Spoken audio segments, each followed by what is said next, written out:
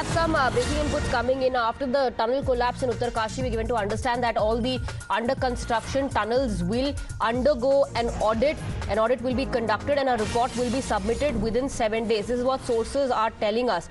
We have more breaking inputs coming in. Apart from this, we're also given to understand that Union Minister V.K. Singh has reached the tunnel site again. So these are the two big developments that we are reporting. One, after the tunnel collapse, we are given to understand there's going to be an audit of all the under construction tunnels. On the other hand, the Union Minister has reached the Silkyara tunnel. Perhaps he will also interact with the workers. Earlier, we saw the Chief Minister talk to the workers and assure them that all help and all the agencies have been pressed into action, and soon the men will come out. We have Ravikant joining us with more details. Ravikant, दो बड़ी खबरें आ रही है. एक ये कहा जा रहा है कि जितने अंडर कंस्ट्रक्शन टनल है उनका ऑडिट अब किया जाएगा उत्तरकाशी में जो हुआ उसके बाद.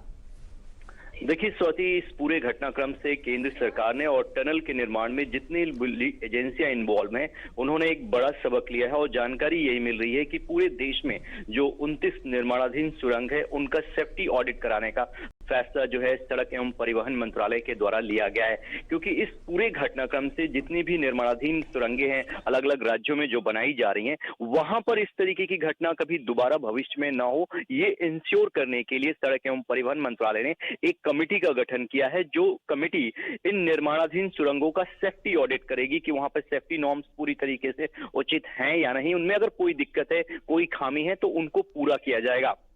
और ये कमेटी जो है अपनी रिपोर्ट बहुत जल्द सड़क एवं परिवहन मंत्रालय को सौंपेगी, क्योंकि उत्तरकाशी की घटना से सड़क एवं परिवहन मंत्रालय के साथ साथ एनएचआई के जो एक्सपर्ट हैं वो ये मानते हैं कि कहीं ना कहीं कुछ सेफ्टी नॉर्म्स में कमी रही होगी जिसकी वजह से ये घटनाएं हुई है. हालांकि इस पूरे घटनाक्रम को प्राइम मिनिस्टर खुद मॉनिटर कर रहे हैं ताकि जो लेबर्स वहां फंसे हैं वो सकुशल बाहर निकाले जाए और भविष्य में इस तरीके की घटनाएं ना हो, इसके लिए ये बड़ा कदम केंद्र सरकार और सड़क एवं परिवहन मंत्रालय के द्वारा उठाया गया है. जी बिल्कुल, और जरूरत भी है इसकी, क्योंकि जब से ये टनल कोलैप्स हुआ है, जब से टनल का एक हिस्सा गिरा है उत्तरकाशी में, तब से लगातार एक्सपर्ट्स भी ये कह रहे हैं कि गलती कहाँ हुई इस पर चर्चा करनी जरूरी है.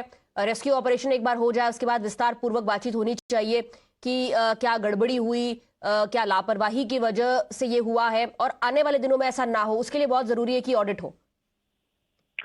बिल्कुल, इसी बात को ध्यान में रखते हुए सड़क एवं परिवहन मंत्रालय ने एक लिस्ट बनाई है और अलग अलग राज्यों में, खासतौर पर जम्मू कश्मीर, हिमाचल और कर्नाटक में जो सुरंगें अभी निर्माणाधीन हैं और जो लोग वहां पर काम कर रहे हैं मजदूर, उनके साथ इस तरीके का कभी कोई हादसा ना हो, वो सबक जो है उत्तरकाशी की घटना से ली गई है.